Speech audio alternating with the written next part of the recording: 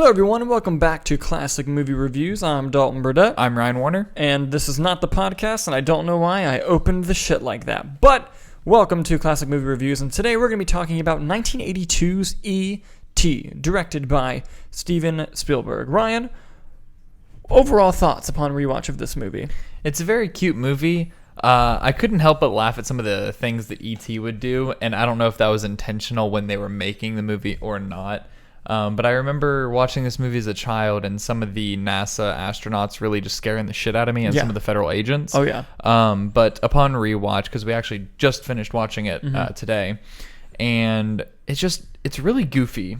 And I don't know if that was the intention. I don't know if it's just because it's an 80s movie or what it is. But overall, very heartwarming movie. Mm-hmm. And I really think it's a fantastic movie, and I think I wouldn't necessarily describe it as goofy. I would describe it as just more childlike than most of Steven Spielberg's work. Okay. Something that I think a testament to the astronaut scaring you as a child. Yes, to me as well, but also I love that for like the first 2/3 of this film, any adult that isn't a protagonist, you never see their face. Like any of the NASA scientist people, you just see jingling keys, flashlights. And for some reason, that was so unsettling, just not being able to see the face of the person trying to catch E.T. And you later learn that the main guy doesn't actually have cruel intentions, but just, from the perspective of E.T. and especially as a child watching, that was always so scary. And, you've been in situations as a kid where you see an adult or jingling keys and you don't look up, and that's kind of just what that felt like. It kind of puts you in that perspective of Elliot and the children. Yeah. And I think the main positive, and you can say this for a lot of Spielberg's movies, but the direction by Steven Spielberg mixed with the scoring by John Williams is just top-notch. Top-notch in this film.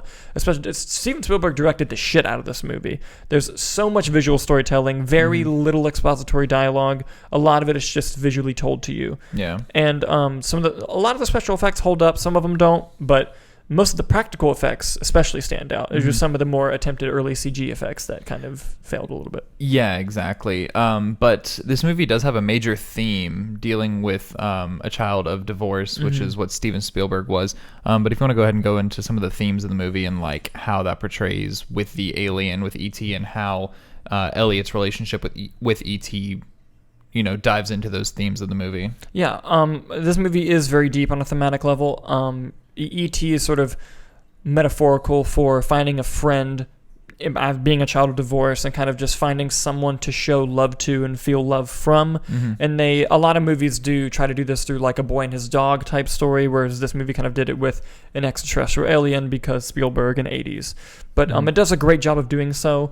And, E.T. being able to heal things is kind of symbolic for, that friendship healing the wound that he's feeling from his family being torn apart. And so you get a lot of that, but you also get a lot of interesting world building from where E.T. comes from. It's not a whole lot is told to you, but you build upon a little bit.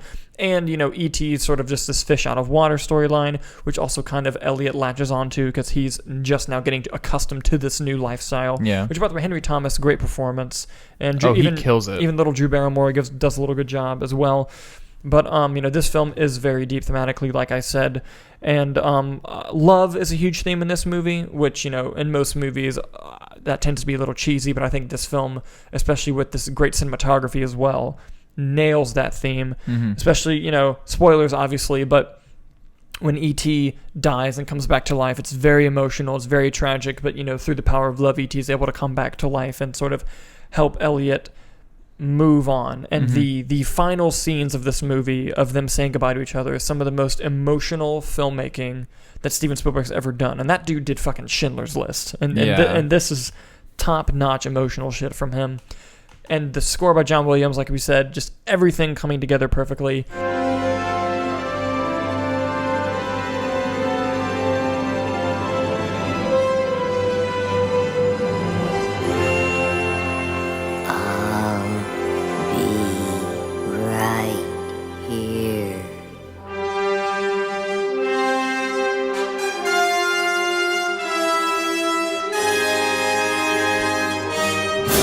Not only that do I think the film is very thematically deep, but I also think it's very fun. It's about a bunch of kids in the 80s. There's even a young C. Thomas Howell that Hannah pointed out while we were watching it in the film. And yeah, tons of great stuff to enjoy here. What are some of the other aspects of the film that you found particularly enjoyable? So one thing that I found really fascinating is that, recently split up Elliot's mom is with his dad, and it really shows that she's not really involved in their life right now because she's still like trying to recover from the split. She doesn't really like have a grasp on their relationship with her kids because she has to work and provide for the family because the dad is no longer in the picture. It's new territory for her. Exactly, just like it is for the kids. And it really shows whenever she comes home and Drew Barrymore is, talking with E.T. and kind of playing with him, and she's in the kitchen kind of like dancing around the kitchen. She opens up the fridge and smacks E.T. in the head and he like falls over, but she's just kind of like dancing around the kitchen, almost avoiding E.T. and it seems like it's on purpose, but it's just she has to focus on so many different things. She has clothes from the dry cleaner, she's getting groceries, so her attention is on all these other things because she is now a new single parent. And it's very fascinating to see like how that also ties into the theme where like she isn't really paying attention to what the kids have going on because ultimately the kids need to raise themselves at this point because she has to provide for them. Absolutely. And not only on the thematic levels, but just from just great visuals, like you have the infamous bike flying across the moon sequence. Absolutely. You have the Elliot looking at E.T. raise his finger and cast a shadow over his face. Yes, great stuff. And also them trying to build the radio out of like just this home stuff. Yeah. And the only minor negative I have with this film, because I don't think a lot is wrong with this film. It's the only really problem I have is just a minor negative with it, and that is the idea that E.T. and Elliot are like psychic linked in the beginning. Well, I understand the metaphorical idea behind it of just being how like these two people, while they're from different places, have the similar struggle of what's going on, and they're physically and mentally linked to each other. And it's also interesting from the alien perspective of like how he can link to human beings to help understand, is sort of implied. And I like that what it represents and what it does, but the overall execution of it is hit or miss for me. There are some sequences that I find very funny, like whenever E.T. would get scared in one room and then Elliot would get scared in the other room. Like that was really funny. But then, the scene with the frogs is kind of silly, and that's a little bit, overdone. E.T. gets drunk and Elliot's blitzed. That's cool. Yeah. And it's a little bit ridiculous, but the way that they handle that and finish that storyline and continue it did a better job, because you are worried when both Elliot and E.T. are sick. And so they do a good job there of handling that. But yeah, other than that, that's really one of the only negatives I have with the film. Okay. I pretty much enjoy every other aspect of this film, especially its cinematography. Such good cinematography. Yeah, I'd say like my only negative, if you want to call it a negative, is whenever E.T. is dying and like only the power of love can resurrect him, which like I understand it is necessary for the point and to like, because you wouldn't want a movie like this to end on a sad note. You'd want it to end on a very happy note and wholesome note.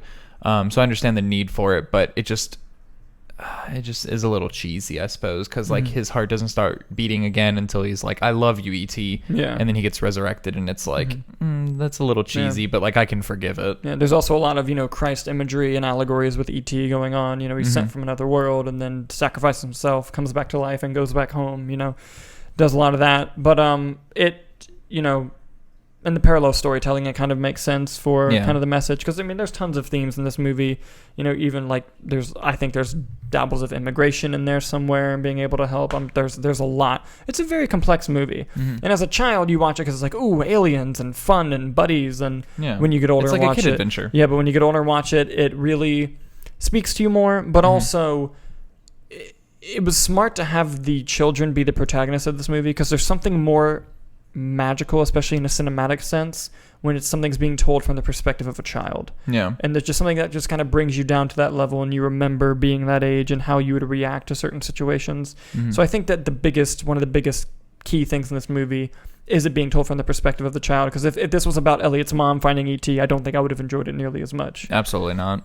But yeah, I think it's still enjoyable, and I think it's a timeless movie for that exact reason, because the more you watch it, the more themes you can pick up on, and the different imageries and symbolism and whatever you can get from the movie. Like, there's just so much you can pull from the movie, and that's what I really appreciate about this movie, even though he wanted to make this because he was a child who grew up in a divorced family and wanted to portray that in a movie. Yeah. And I think he did an excellent job of that. Oh, me too. I mean, he's Spielberg's fucking man. You know, what are you going to do? Yeah, right. Yeah. No, great stuff. Do you have anything else you wanted to add before we close out? Fantastic movie. If you haven't seen it, please, for the love of God, watch it. It is Yes. a fantastic movie. Like I said, for anyone to enjoy at any time. It's timeless. Yes, and we give different grading systems on movies. I like to grade mine, as you know if you've watched us, and I'm going to give E.T. an A+. I'd say 5 stars. Easy. Great movie. No doubt. Yeah. Like, if you watch this movie in a sad mood, you're going to cry the entire time. Like, it's one of those where, like, if you had a bad day and you need to go to cry, just watch, like, the last 30 minutes of E.T. and you'll just... Oh, yeah. Yeah, it's great.